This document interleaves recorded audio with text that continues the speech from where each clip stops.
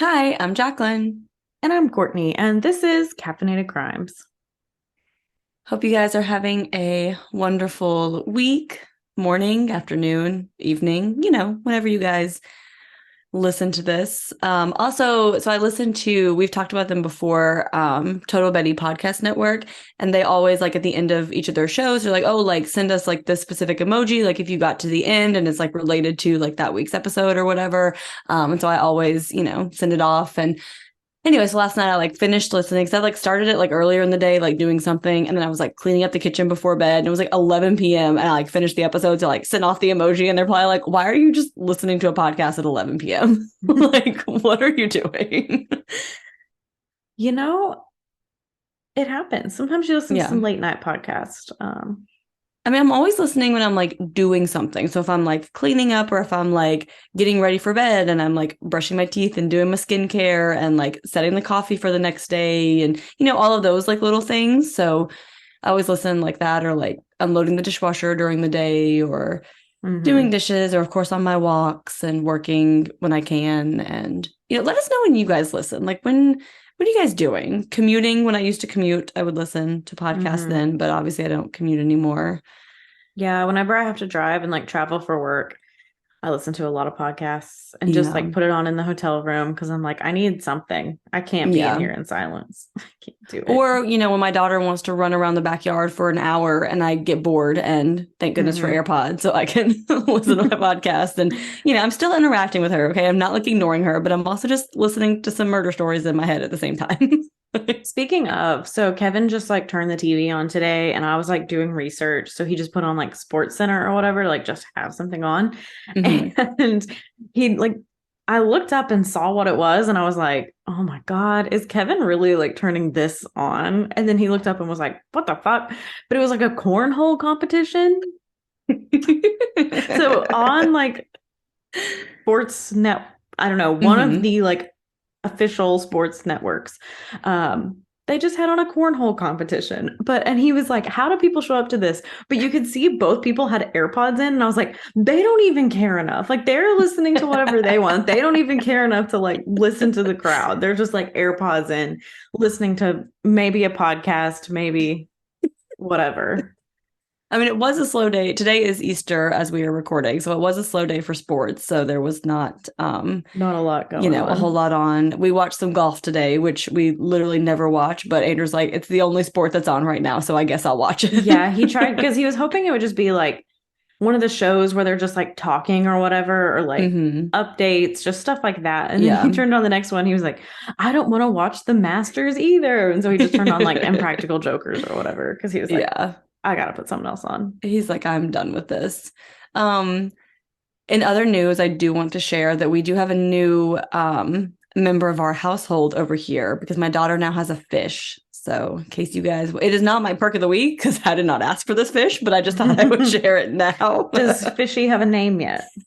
I think we're gonna go with redfish, but I'm not positive. So, because like we kept asking Millie to name it, but she's not even two yet, and so the concept she's still learning her own name. So the concept of like Yeah. naming something, it's going over her head. But then Andrew was like, "Oh, like what color is the fish?" And she goes, "Redfish." And then she kept saying redfish. So I'm like, "Okay, I think we're just gonna call it redfish." Redfish. I mean, that's good. I mean, what else would you expect a 1 year old to name their fish? Yeah. I But think my yeah, nephew named his fish after Cars characters. Like there was a red mhm. fish, and I don't remember the official names. And then Ashton's gonna text me and be like, "What do you mean you don't remember their names?" I How don't you don't remember the remember fish's your name. nephew's fish's name, Courtney? I do remember Wow, how what many times she's had to sneak in while he's sleeping and put a new fish in because old fish died. But Yeah, I'm not looking forward to that. That was okay, but it's a my beta though. My beta fish lived for like 6 years. that's also kind of what I'm afraid of. I Both of literally my beta Googled. fishes lived a really long time. Like Columbus lived a really long time, and Lil Severus lived for a really long time. I Yes, I had a fish did named Lil Severus. I did Google their average lifespan and it was like 2 to 5 years. And I was like, 2 to 5 years? Like she may be in first grade and this fish is still alive. Yeah, because God help Columbus lived me. for like 5 or 6 years. Like Columbus, like I kept thinking he was dead, and he kept coming Oh back and was boy. alive. I don't remember. Little Severus was like 2 or 3 years, I think. Yeah. But Well, this will be a fun adventure that we're embarking on. So yeah, I don't know if I said this part, but that was my father-in-law's Easter gift to our daughter. But she did hand paint her fish bowl with her name and Elmo on it, so that was super sweet. But yeah, just had to, share that lovely breaking news that you guys obviously care so much about. now I kind of want a beta fish, but I also have 2 cats, so I don't know how that'll That's go. Yeah, I'm a little nervous about how that's gonna go, but I do remember when I had Columbus, he had an open tank, and I did mhm. wake up multiple times to my cat not even trying to get the fish, just trying to drink the water. Yeah, that sounds about right. I feel like our cat would be more likely to do that versus like I can't see him like, but I don't know. He does that with bugs, so he might try to get He it. might just whoosh. Yeah, And just a then little. redfish is dead fish. Sorry. And on that note, to who is not going to be a dead fish. That was a terrible transition. I'm Is so this sorry. update? Well, oh no, I get what you were going with. Yeah. So our update on who's not going to be a dead fish is that a judge did rule that Lori Vallow will not face the death penalty. So she won't. She will She will likely not spend be a life dead in fish. prison. Yeah. Yeah, that was the Well, only they're Lori Value. Oh my gosh. Sorry, guys. I, sometimes.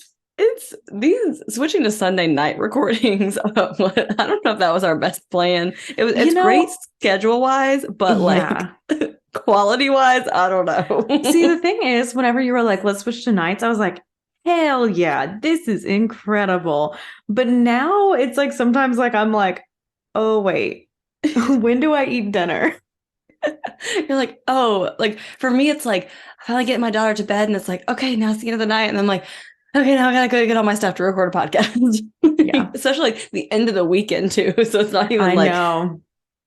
you We might know, have to, we can reevaluate or we can keep it. I yeah. don't know. We can just loosey goosey. So, We sometimes figure, sometimes we have to do that anyway, and we just kind of go with the flow and see what happens, and but I definitely think we're a little more goofy in the evenings. So yeah, which let us know if it's better. I mean, maybe we're yeah, funnier. that's true. I mean, we always find ourselves funny, so like I That's don't know true. what you guys think. That's true. Oh, but what's not funny is this episode. So Not at all. This one's we're dark. gonna oh, this is really bad. So we're gonna bring it back down, get serious. We'll bring it back up at the end. Hopefully I don't And have stay to tuned to the end because I have a fun little um my favorite murder would call it hometown murder story oh, with this yes. episode. So stay tuned for the end for a little how is Courtney connected to this case. Yeah, So see what insider knowledge Courtney has here. that's just So, me telling you to keep on. You can do it. yes. You can do it. You guys have made it this far, it's going to get better from here. That was just me encouraging Jacqueline to make it to the end. Oh, that was Not me. I even. got you. Just kidding. So our sources for this episode are a Murderpedia article, which has like a bunch of different news articles, including like crime news, TV, a lot of old news articles basically, but linked to Murderpedia if you guys want to find it. A forensictales.com article, and also a chapter from the book Death's Acre Inside the Legendary Forensic Lab, The Body Farm, Where the Dead Do Tell Tales by Dr. Bill Bass and John Jefferson, which was quite a mouthful.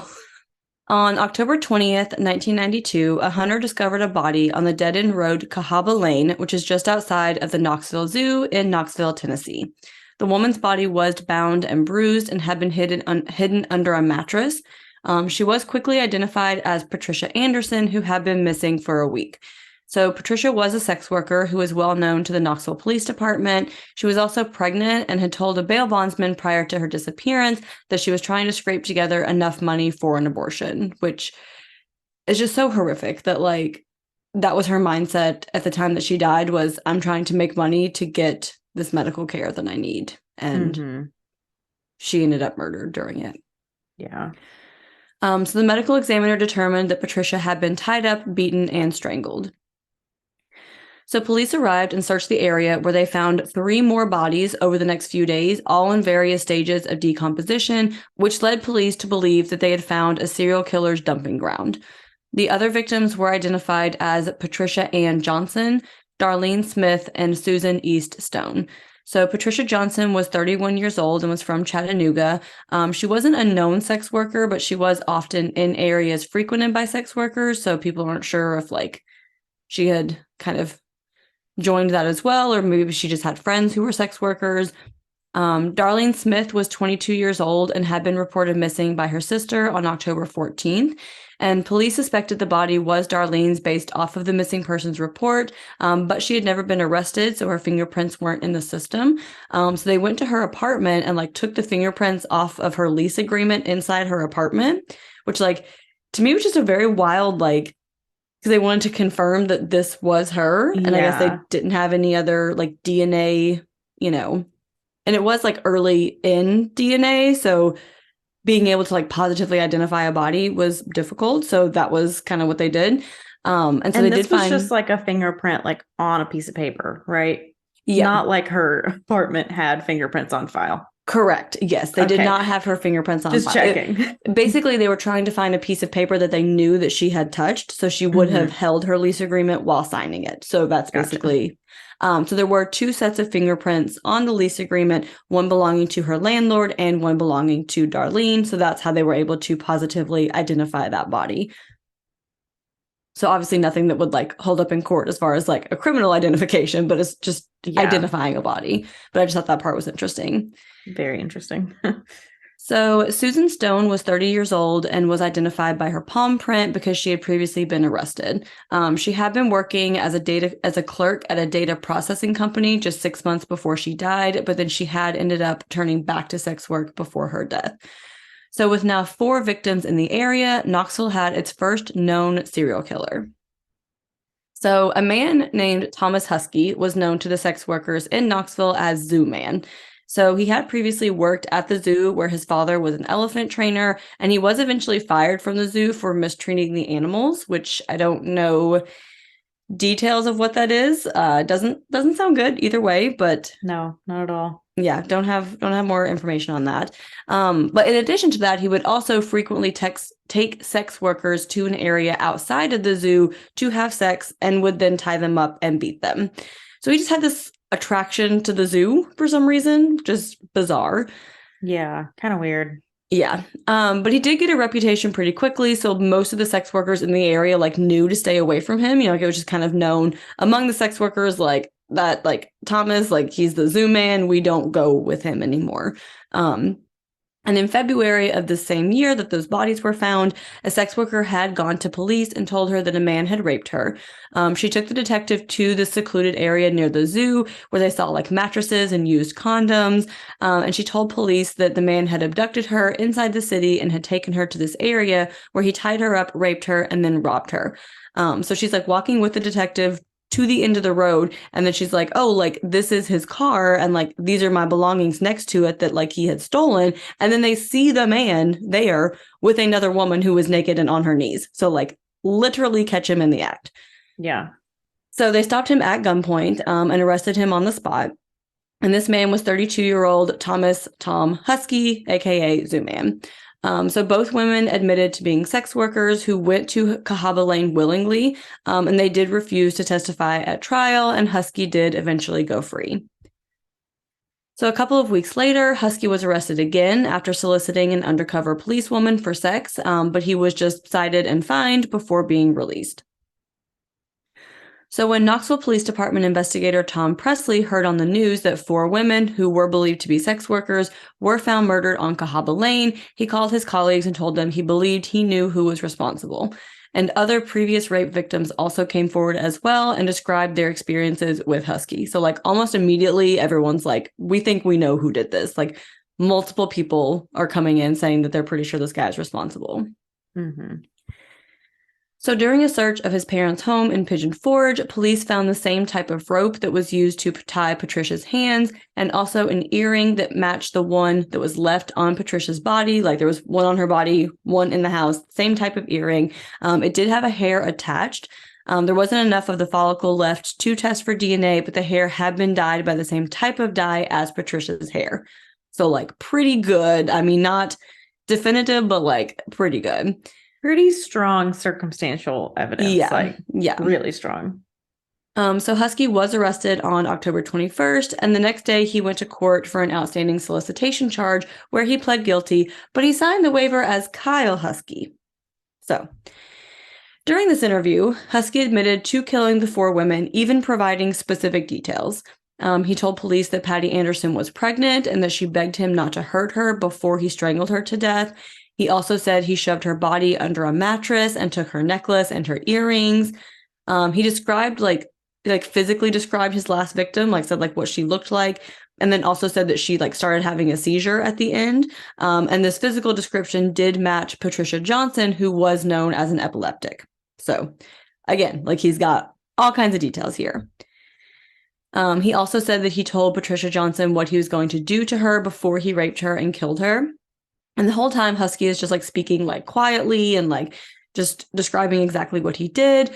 But then his voice suddenly changed, and now he is loud and belligerent and just like spewing profanity. And he claims that he's a man named Kyle, and that he killed the women. And his voice then changed again, and now he's speaking in a British accent. And he's like, no, I'm Philip Dax. And Philip is protecting Tom from Kyle. So Philip's like, Kyle killed these women to hurt Tom. So we got lots going on here inside Huskey. Yeah. So Thomas Huskey was indicted on the murders of all 4 women in June of 1993. So his defense team immediately went to work trying to get his confession thrown out, petitioning for a change of venue because of the extensive media coverage in Knoxville, and also moving to have Huskey declared mentally incompetent to stand trial because clearly there is something going on in his brain as he has these multiple personalities emerging and arguing over who killed these women.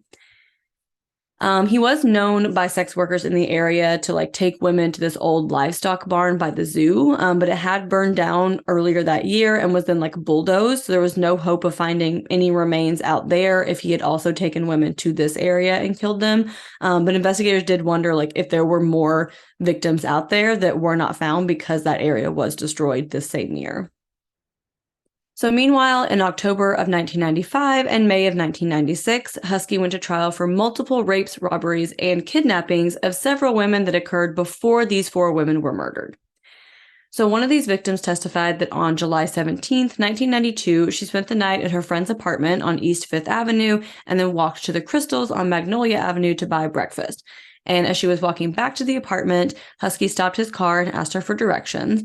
So she like leaned over, gave him the directions, but he's like, I can't hear you. And so she walked around to the driver's side to give him the directions again. And then Huskey pulled a gun on her. He like pulled her into the window and drove away with her legs still hanging out of the car. And he like pushed her head down into the seat and was like, I'm going to kill you if you don't bring your legs inside of this car. So obviously like she did. And when Huskey finally stopped the car, the victim recognized that they were at a barn in Chilhowie Park. So he told her to get out of the car, but then he got angry when she opened the door. She says that he told her exactly what he was going to do to her before he raped her in multiple ways, multiple times. The victim did have a pocket knife in her pocket, but when she tried to use it on Huskey, he managed to get away from her and toss it onto the ground. He also stole her money and a diamond tennis bracelet before raping her again. And there was like a rope hanging from a board in the barn stall, and Huskey tried to tie it around her neck, but it was too short to reach her, and this just enraged him. And then during the rape, Huskey saw a shadow on the wall and thought someone was coming, so he ran back to his car and drove away, and the victim was able to escape and ran back to her friend's apartment. So she stopped along the way to put her clothes back on, but her underwear did get left in the barn, and she went inside her friend's apartment and then took a bath. And her shoulder had gotten injured during the assault, and she was in a lot of pain. So she eventually called her aunt at 10:30 p.m. and asked her to take her to the emergency room. So her aunt took her to St. Mary's Hospital, and she told her that she had hurt her shoulder falling down the stairs. So she did eventually tell a nurse that she had been raped. So they did do a rape kit and send police to the hospital. And she was able to take police to the barn where it happened. And they found her underwear along with a bra that did not belong to her. So someone else had been in that barn as well. So the woman described her attacker as having a trimmed beard, neat fingernails and hands, his eyes too close together, and said that he was wearing jeans and a black t-shirt with elephants that said Tiger Zoo on it. And police showed her a photo array, and she identified the man who had assaulted her as Thomas Huskey. And during the trial, it was revealed that her rape kit had been removed from refrigerated storage after a year and just never tested. Like, literally went to trial, and they're just like, yeah, we never tested it. Yeah, never. Oops.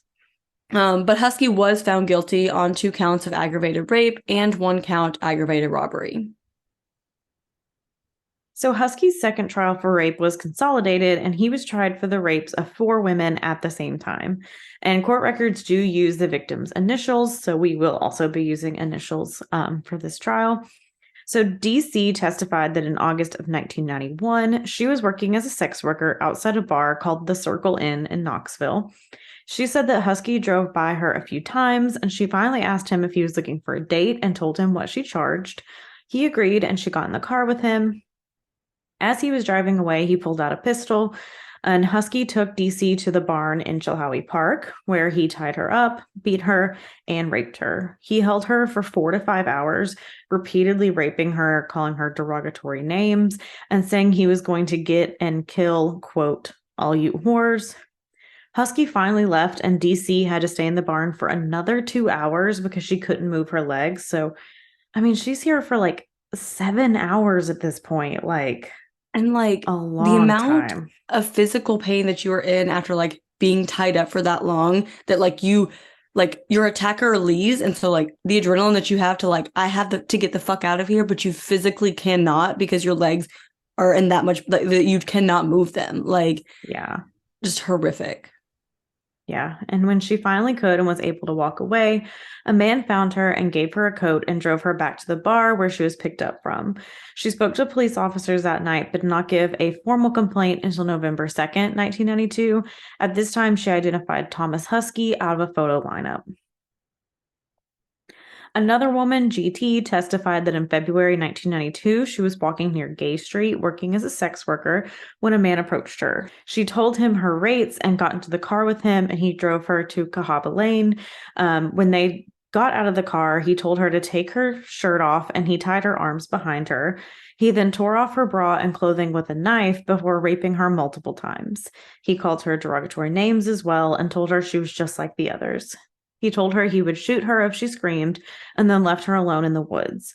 He also stole money from her wallet. She went to a nearby hair salon for some water, and the police were called. And she rode with police to the crime scene and pointed out the man who had raped her, who was currently there. So she did not initially tell police that she was a sex worker and said that she'd been kidnapped after leaving a job interview. So police did soon find out through interviews that GT was a sex worker, and she admitted it when they asked her about it. So we know sex workers and police have a long history of just not getting along. So she's probably like, yeah, I don't want to tell you that. But if you find it out on your own, I guess I'll admit to it. And it's also like you're afraid that you're not going to be taken seriously. So it's like, I don't really want to share that. You'll get in trouble and you'll get charged for that. So yeah. She did identify the man who raped her as Thomas Huskey, and he was subpoenaed 4 times regarding these charges, but GT never appeared in court. The third woman, DL, testified that she had only been working as a sex worker for about 2 weeks when she encountered Thomas Huskey outside the Circle Inn in September of 1992. He agreed to pay her $50 for oral sex, and she got into his car with him. They arrived in the wooded area on Cahaba Lane, where he tied her up and stole the money he had given her, plus the rest of her money. He said, quote, I hate all prostitutes, and, quote, I'm going to kill you, bitch. So again, just kind of saying these same type of things to multiple women. Yeah, like so many things that like are clear indicators the same person is doing this, you know? Mm-hmm. So she begged for her life and told him she had 2 children and that she wanted to see her father again. She was able to escape and run towards the car, but Huskey caught up to her. She had told him someone had driven up and had seen them. He untied her hands and put her in the back in the car and told her he would find her if she got out. So he dropped her off at a store on Magnolia Avenue, and she was able to get the license plate number of his car as he drove away. So she waited a few weeks to report the rape because she was afraid and thought she would be arrested for prostitution. Because, as we just mentioned with the last one, like if you go, you're gonna have to admit that, which is something you can be charged with criminally. Mm-hmm. But police did track the car and license plate number to Frank Huskey in Pigeon Forge, and this is the father of Thomas Huskey. So the fourth woman, AD, testified that on October 5th, 1992, she was working as a sex worker on Magnolia Avenue when a man approached her in a beige truck around 5 or 5:30 a.m. He offered her $50 to go to a location that was further away than she would normally go, and she agreed. So they drove to Cahaba Lane, and she said they had a friendly conversation on the way, but he didn't pay her up front. And when the man parked the car, he hit her in the face and drug her out of the truck by her hair. He held a knife to her and forced her to take off her clothes and said he would cut her throat if she didn't do what he told her to do. He raped her multiple times, then got in his truck and left her alone in the woods. So she was walking down the street when a woman stopped and asked if she was okay. AD asked for a ride, and the woman refused, but did call police to help her. The call was received at 8:02 a.m., so AD continued walking to a nearby gas station, but did not make contact with the officers when she saw them arrive because she was on parole. And it was a few weeks before she reached out to police about the rape, and she identified Thomas Huskey as the man who had raped her. So the jury convicted Thomas Huskey of 3 counts of aggravated rape and 1 count aggravated robbery for the rape of DC, 2 counts of rape and 1 count robbery for GT, and 2 counts of rape and 1 count kidnapping for AD. They deadlocked on all counts for DL, likely related to the defense's questioning about the amount of cocaine DL was using at the time of the rape.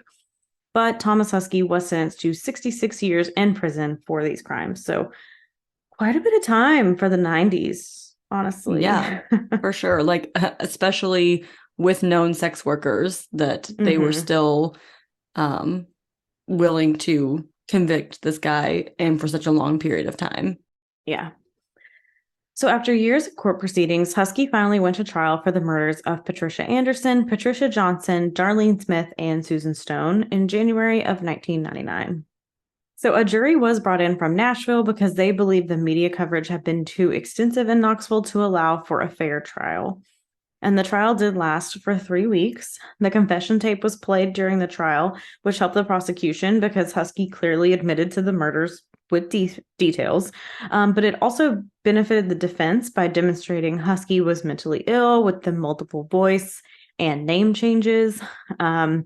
Dr. Jeffrey Erickson testified for the defense and said he examined Huskey in 1977 when he was 16 years old. Huskey had broken into a house on the grounds of the Knoxville Zoo to steal money, and Dr. Erickson said he was suffering from a brain disorder at the time. So experts for the defense also testified that Huskey's multiple personalities began as a result of childhood sexual abuse by multiple people, as well as his parents working in a zoo and not being emotionally supportive and, quote, making him feel like a caged animal. I'm sorry, like, what? Your mental illness is because your parents work at the zoo and they make you think you're a caged animal. What? What are you talking about? I also don't want to lessen children not being emotionally supported, but I'm also like, was this just parents in the 70s? Because right. I feel like we just hear this with every case from this time where it's like, yeah, his mom and dad were like really strict and really like whatever, or they were latchkey kids. Like, I just feel like we hear it like very commonly of like, so was it like them not being emotionally supportive enough, or were they like abusive? You know, like, yeah, like there's a big distinction between the two. Yeah.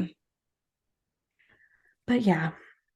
Anyway, they also said Huskey was recruited by a sadomasochistic prostitution ring as a teenager, and this affected his mental health. Which I can imagine it would in Knoxville. But no, I'm not aware of those, but I can imagine that would do things to your mental health. Yeah. If that is true. Yeah. How did you get out of it? I thought Right? once you were in, you're in. But, I don't, not saying he's lying, but. But this next sentence, I feel like, also points toward him Yeah. lying. Husky's mom also denied having any knowledge of Husky's multiple personalities. Which I feel like if you legitimately have a dissociative identity disorder and you have these multiple personalities, your parents would be aware of it. I don't think that's something that you could, would, should even be able to hide from them. So the fact that his mom's like, no, I know nothing about this, that's my take. Yeah, because I basically looked up the Billy Milligan case to see when his Mm-hmm. occurred. Because I was like, was this big news at the time? And so he was, Oh, but yeah. it happened more in the 70s. He did make news again around the 90s because he was released around then. So Mm-hmm. maybe, but because I was thinking, I was like, this sounds like what, like Billy Milligan's interviews. I'm like, is he trying to Yeah. be that? And also to the point in the Billy Milligan case, his whole family was like, no, there was a lot of different Billies. You know what I mean? Like his mom Yes. was like, Yeah. sometimes, like, you know, he wouldn't be the same Billy. He would be the bad Billy or the good Billy. And his like siblings were like, we would have conversations with him and then he wouldn't remember it. Like stories like long from his childhood of Yeah. like remembering it. So if your mom's like, I have no idea what he's talking about. Like if you legitimately have that mental disorder, you cannot hide it. Like you cannot Mm-hmm. like, oh, well, I'm just not going to let those other personalities come out today. That's not how that works. Yeah, not at all. So the prosecution doubted he actually had dissociative identity disorder, previously known as multiple personality disorder, and believed he stole his quote personalities from the soap opera Days of Our Lives. So he was just a big soap opera fan. Yeah, So which side note, but my mom was also a huge Days of Our Lives fan, and she had like tons of VHS recordings because it came out like what, like once a day? Like they had like a every new episode day. every day. Yeah. Like, Lord, I can barely keep up with my shows At that like come out 2 like, p.m. right? I can keep up with my shows that come out once a week and then take 3 week breaks, every few weeks. So yeah, so she just had like all these backlogs of VHS tapes where she like recorded all of the episodes and was just like trying her best to get caught up at some point. Yeah. But side note. So the defense said that Husky's confession was really just the ramblings of a mentally ill man and that the details didn't match the details of the crime, but they kind of do. Yeah, like as far as we know, they do. I mean, I don't know. The information on this case is really, really hard to find. Like I had to do a lot of digging to get the information that I do have. And a lot of it came from court transcripts from like appeals where Mm-hmm. like some information is mentioned, but it's not like an actual court transcript from like this specific trial. But as far as we can find, the details do match. So I don't know if there are other details out there that like did not match. So I didn't want to definitively say like, oh, they do, you're a liar. But as far as we know, they do match. Mm-hmm. So during jury deliberations, jurors reported back that they believed he was guilty on 3 of the 4 murders, but one juror thought the last victim could have been killed after Husky was arrested. However, when the jury officially came back, they were deadlocked because about half of the jurors believed Husky was mentally ill and did not have the capacity to be found guilty. So a mistrial was eventually declared. In 2002, Knoxville's favorite judge, I hope you heard the strong sarcasm in that. Yup. Tune in to Raynella Leith or the Christian Newsom murders. Either one, we talk about this judge quite a bit. So Judge Bumgarner threw out Husky's confession because he was recorded asking for a lawyer twice during his interviews, and then investigators continued interviewing him. So maybe he did something good here, but Yeah, overall not great. yeah, you can't do that. Once Nope. you ask for an attorney, it's kind of over. Yeah. Yeah. So in 2005, the jewelry and rope found at Husky's parents' house was also thrown out because their house was searched with a flawed search warrant. So the police just really botched this one. So it had been signed by a city judicial commissioner who was not authorized to sign a search warrant, but the detective searching the home did not realize that. So kind of an oversight on someone's part. I'm not really Yeah, like Sure. whoever initially took that search warrant to this person who was not supposed to sign that. But I did read in some of the appeal transcripts that I was looking through that there's like I can't remember what it's called, like a good faith kind of law protection, something that basically like as long as the detectives thought they were doing something under something that had been approved that it's okay. But I'm like, but how is that like it will be allowed as long as the detectives didn't realize that they were doing something that wasn't allowed. I don't Yeah. know. It doesn't make a whole lot of sense, but That seems like a anyway, police loophole. there's probably a lot of those. Yeah. But yeah. But I mean, I'm sure also that could happen. Like if you do have like officers going places like down in the ranks, you're going to believe you're higher up. So, I Yeah. mean, that could be something that happens. And, Yeah. you know, maybe there are cases where it's not all corruption, you Yeah. know, at least not, maybe it's one person and not all the people, but True. so the murder charges against Thomas Huskey were formally dropped in 2006. As of 2005, this was the most expensive court case in Tennessee history. So kind of crazy. Huskey was denied parole in 2009 and remains incarcerated today for the 3 rapes he was convicted of.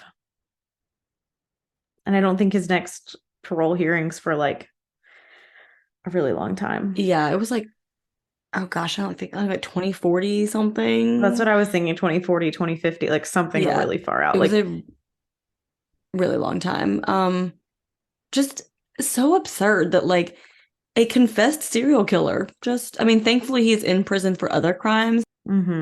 Yeah, so at the time he went to trial for the rapes that he was convicted of, he had already been indicted for these 4 murders. So I do wonder if that played a part in the conviction and the length of the sentencing. So we talked about being surprised that they would sentence him that long in the 90s for these types of crimes. But I think that probably had a lot to do with it, that he was also indicted under these other murders, which he ended up never being convicted of, which is horrific and just so tragic for those families. Actually, like I've heard of the Zoo Man case, but I didn't know he wasn't convicted for the murders.